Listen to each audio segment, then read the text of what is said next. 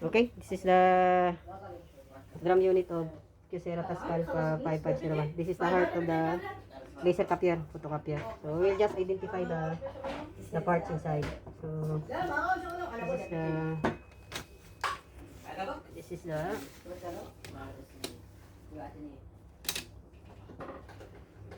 charger roller.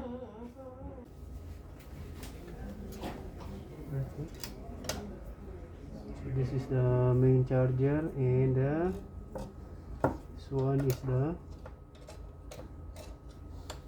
cleaning roller.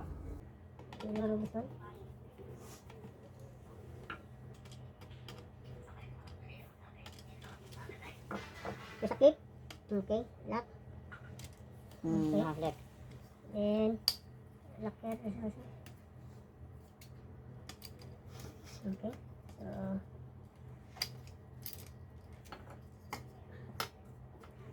and Okay, this is the bed.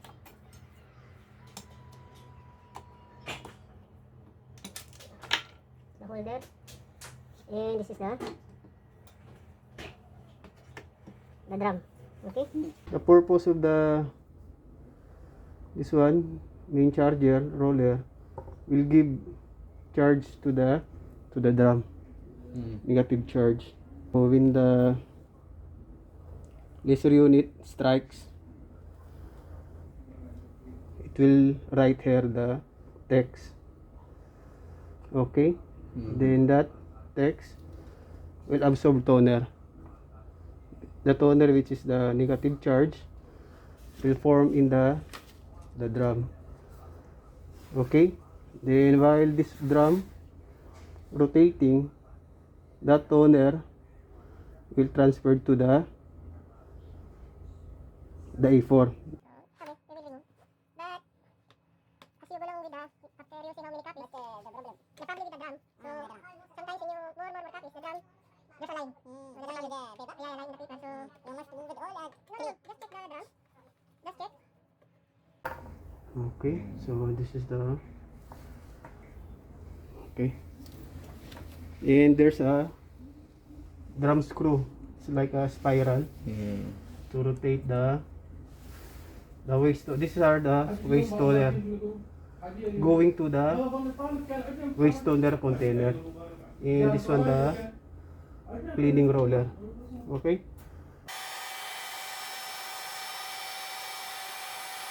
so copies, this one become dark. Yeah, so all you need to do is clean this cleaning lamp, this one. Okay, you see, sometimes it will block or it will not remove the residue charge, so that's a problem.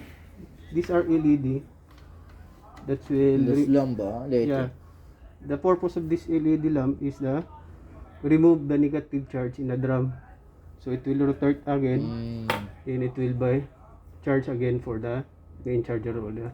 And while rotating this one, the drum, transferring the toner to the A4, some toners still there in the drum, so that's why the cleaning blade will remove the waste toner. Right. Okay, then we will turn to the. This one clean and this one clean also.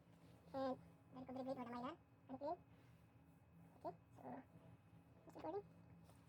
And this one we need to disassemble or remove because this one in the Kyocera, it's assembly. When you say assembly, if it is damaged, it will replace all. So not by parts, but this is only for the. And you have lines and the like that. Yeah. Install this one, the holder, and the bearing. Okay. Okay. Okay, and the lock.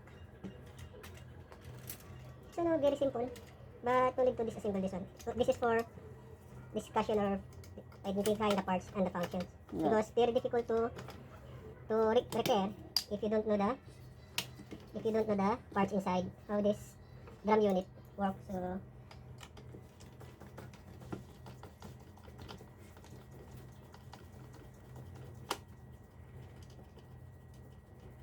okay, so Okay. we are done with the drum unit. So this one responsible for Only this printer for screen. Yeah.